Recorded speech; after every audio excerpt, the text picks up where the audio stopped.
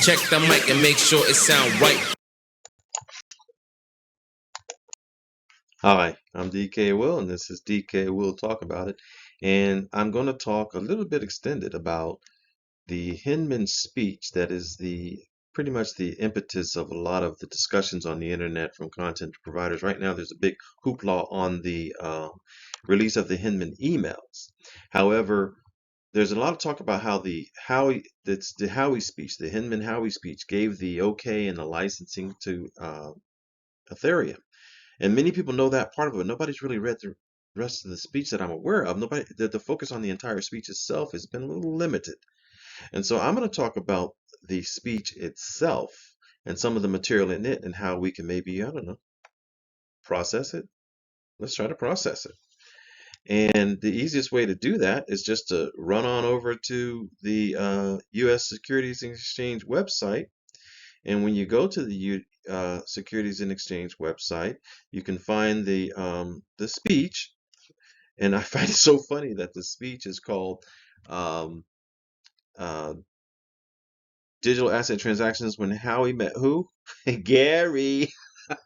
That's so funny to me. Now they're referring to something else, but I don't think it's by any mistake, folk. And I think this is how the elite talk to each other, and they talk to each other in code so that they know what's going on, but most people don't. And so we try to decipher that code.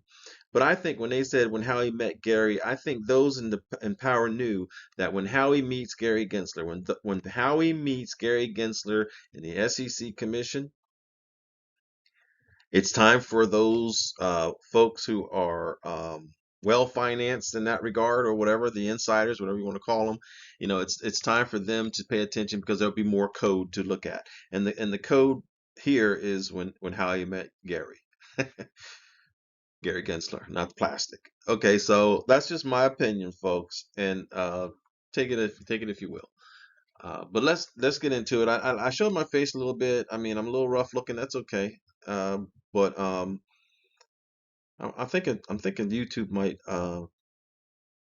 spread my videos more if I show my face. So I'm showing my face a little bit. Hi, how you doing? I'm DK Will. This is DK. We'll talk about it. But now we're gonna talk about it. You won't be able to see my face so much because I couldn't figure out the technology to make that happen while I'm talking and scrolling. So let's get into it. And while many have heard YouTube influencers and content providers often refer to the fact that this famous speech was where the go-ahead was given to Ethereum while holding everyone else back. There was no stopping Bitcoin. Bitcoin was the grandfather. Bitcoin was actually the government implementation, in my mind, of discovering that people are willing to pay up to $60,000 for a computer code that they don't even hold in their possession. And so I thought it'd be a good idea. Hey, let's look at the actual speech, not just the one piece of content that has everybody up in arms, and aside from the focus on the Hinman emails. This is the actual speech, and while they've updated William Hinman's profile on the SEC, the speech is still there to be found. And I found it so interesting. And I'll reiterate that. When Howie met Gary. Now, it's referring to something else, but we all know Gary Gensler plays a major role in this as well. So after introductions, we see here that he said to start, we should frame the question differently and focus not on the digital asset itself, but on the circumstances surrounding the digital asset and the manner in which it was sold. To that end, a better line of inquiry is, can a digital asset that was originally offered in a security offering ever be later sold in a manner that does not constitute an offering of a security? So that's the question he's addressing. Now they're going to say he did it roughshod, but this is what he's addressing. In cases where the digital asset represents a set of rights that gives the holder a financial interest in an enterprise, the answer is likely no. In these cases, calling the transaction an initial coin offering, or ICO, or a sale of a token will not take it out of the purview of the United States securities laws. And that's the power play and the power grab right there. So can a digital asset that was originally offered in a securities offering ever be later sold in a manner that does not constitute an offering of a security? He says in cases where it gives the holder a financial interest in the enterprise, the answer is no. So it will always remain a security as long as the holder has an interest, a financial interest in an enterprise. One prong of the Howey test. He says, but what about cases where there is no longer central enterprise being invested in, or where the digital asset is sold only to be used to purchase a good or service available through the network on which it was created? Key phrase. I believe in these cases, the answer is a qualified yes. I would like to share my thinking with you today about the circumstances under which that could occur. Now, he does address it as his thinking, but we know everyone took it as the SEC's thinking as well, particularly in his purview, the things that were in his purview. And I've made a comment on somebody else's video not too distant past, and it basically said, it might have been on our Twitter, but it basically said, who cares, you know? Who cares about my thinking when you're a representative of a government agency, a self-regulated agency that regulates the financial markets? Who cares what your thinking is? Nobody cares what their thinking is. What matters is what is the position of the entity that you represent. So I find all these speeches where they preface it with that statement, which I understand has changed recently, but when they preface it with that statement, I see them all as just a form of masturbation. And quite frankly, I can't think of a better way of saying it. Really, I mean, who are you pleasing? Because you're not pleasing the people you serve. So that's how I see it. So moving on. Sorry for the offshoot there. No, I'm not sorry for it. I meant it. Okay, before I turn to the securities and allowances, let me share that I believe, here we go, what I believe may be the most exciting about distributed ledger technology. What I believe, I really don't care what he believes until, and in this case, in our days, Gary believes, or Hester believes, or any of the other commissioners believe. It doesn't matter what they believe, people, until they codify it. But they hide behind these doesn't represent speeches. This public takes them as of quasi codification of their position, and then the government reacts accordingly, and then as a consequences of reacting accordingly, thinking that you're safe, you end up in situations like this, where you end up sued by the SEC for positions you take. Now we know they're suing Coinbase. You see the filing was June 6th, right? Coinbase went through the SEC already once and been through their comb and their filter to even become a public company. But here they are suing Coinbase. Clearly some type of reaction to the Ripple case. And we've been warning for years, those of us who do content about getting off exchanges, because they're coming after the exchanges, where here they came after the exchanges. Same goes for this one here.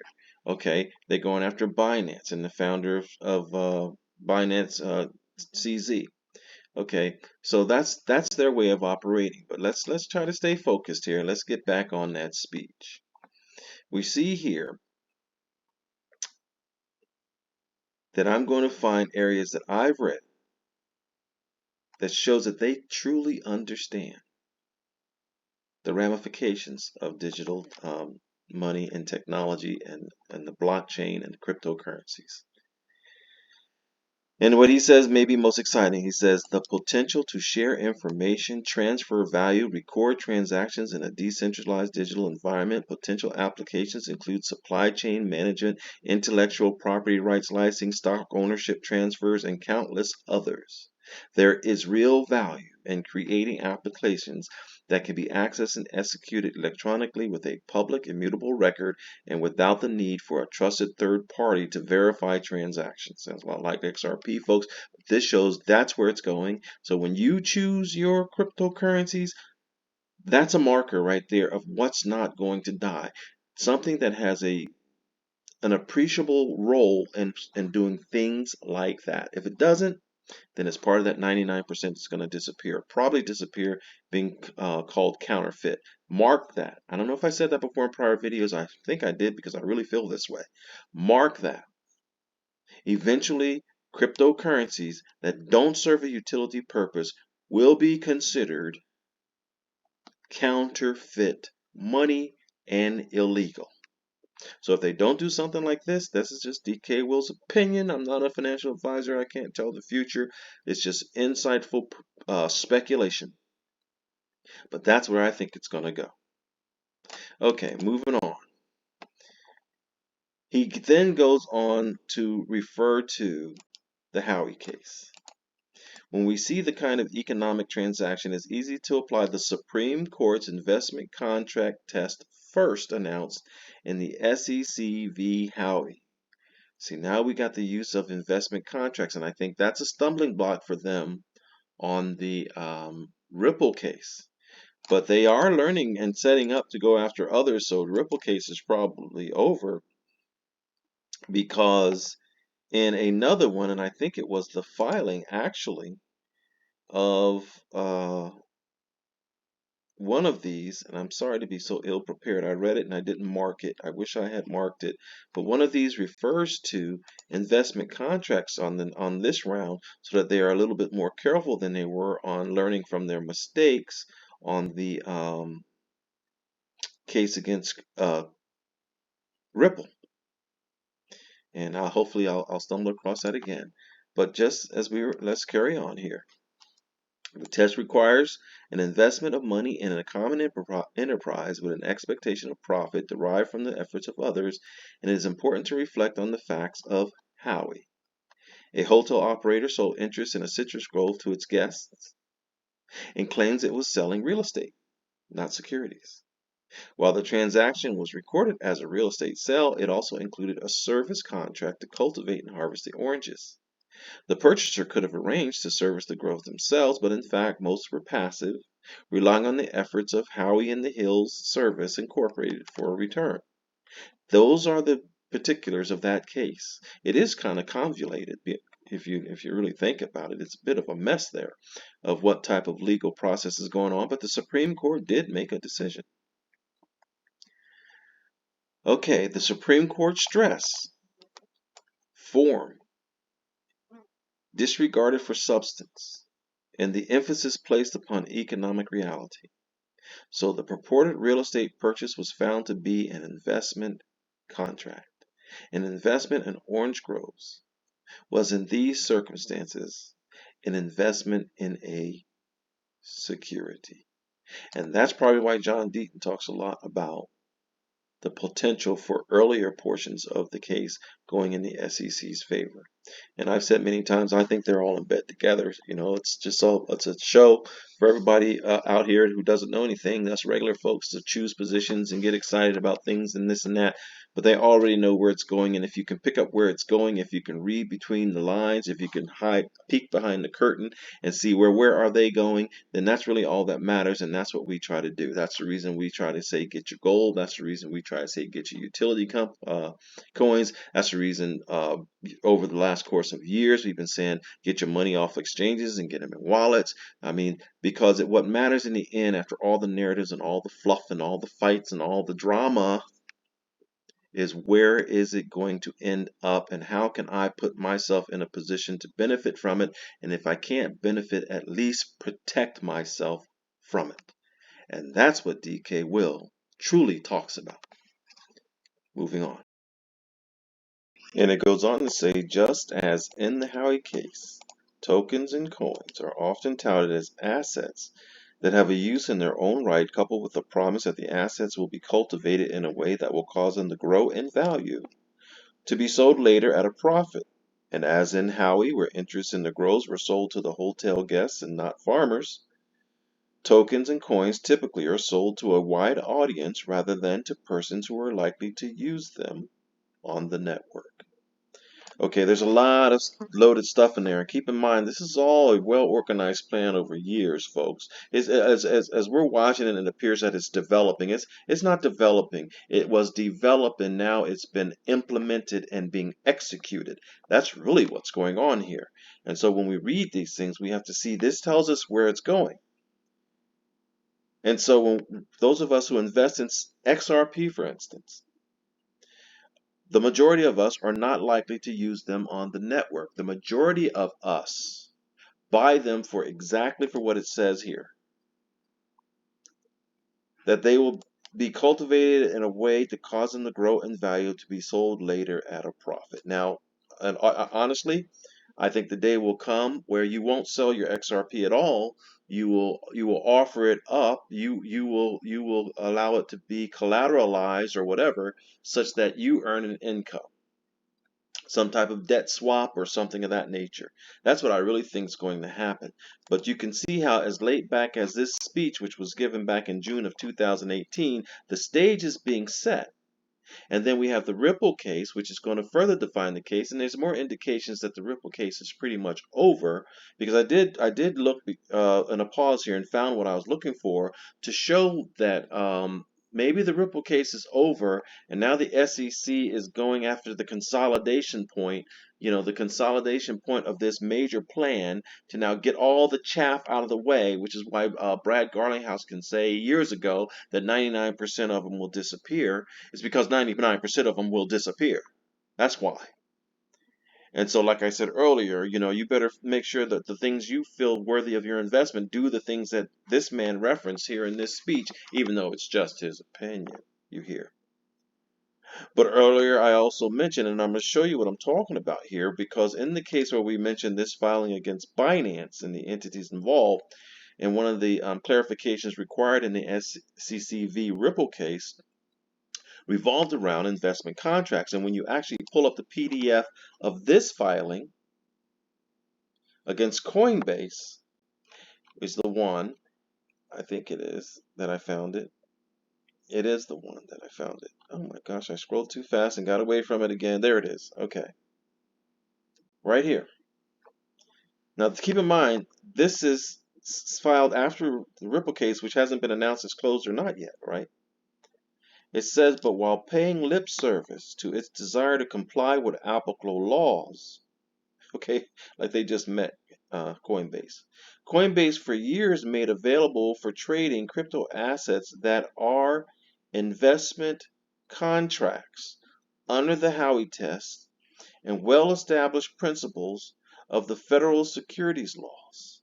As such, Coinbase has elevated its interest in increasing its profits over investors' interests and over compliance with the law and the regulatory framework that governs the securities market and was created to protect investors in the U.S. capital markets. Now, that's a manipulation of FINRA rules and SEC rules and the decision, the acts of 1933 for primary offerings and 1934 for the broker-dealers.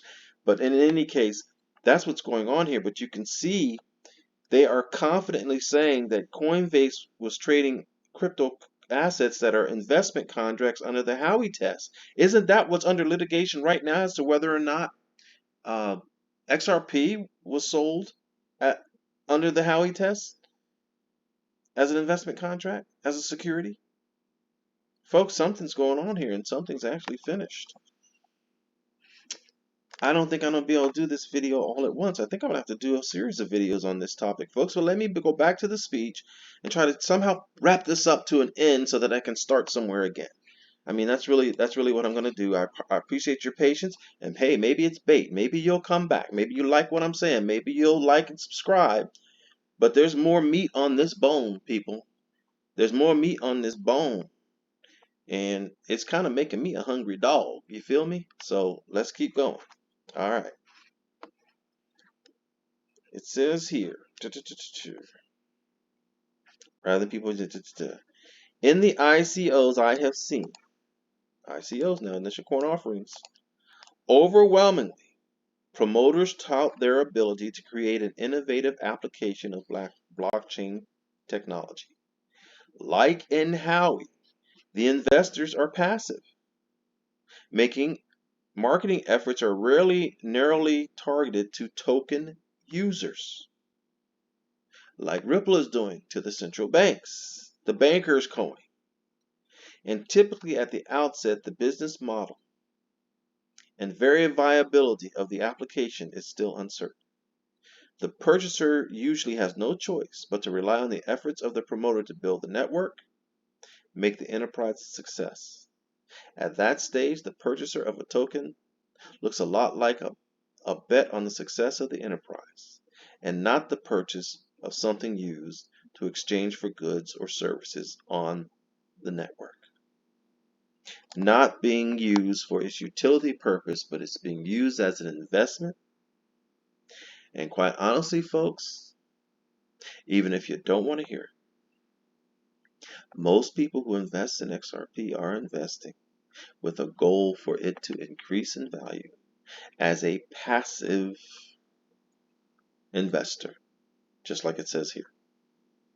Now, that doesn't make it right, wrong, or indifferent as far as the case. I'm certainly not a lawyer, absolutely not a judge. I'm not even a paralegal, people, so don't even go there. But I know if I see a red apple and it's red compared to a green apple and it's green. So we got to dig a little deeper into this one. So we're going to pause it here on this topic, well, this part of the topic, and start another video not too far from now. Because, folks, everything we expected is happening. We say get your coins off the exchanges, put them on a hardware wallet. My prior video, most recent video, dealt with that. But this begins to show why this is also a good place to put your video. There is a link on my banner, and there is a link in the description. These people already are dealing in securities. And this is obviously the coins. But they already deal in cryptocurrencies, metals, stable coins, national currencies. They already deal in more than just cryptocurrencies. And as a matter of fact, unless something has changed, I kind of remember seeing stocks on there. And so without logging in, I won't know. But folks, the SEC is doing its thing. And this speech that everyone is relying on or forgetting about because of the email misdirection has a lot of nuggets in it, folks. A lot of nuggets that were thrown out there, and whether they throw Hinman under the bus or not, those nuggets will lead you to the thinking that they already had in the first place. Whether he deviated from the intended speech or not, whether he sabotaged XRP or not and was supposed to free them too, we don't know for sure. But what we do know is we have the speech. And we can just not focus on the Howey tests, and we can see where things are going. For now, I'm going to end this, and I'll start again later.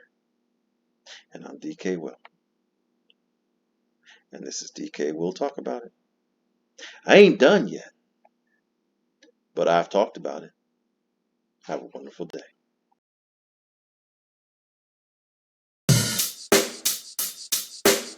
Check the mic and make sure it sound right.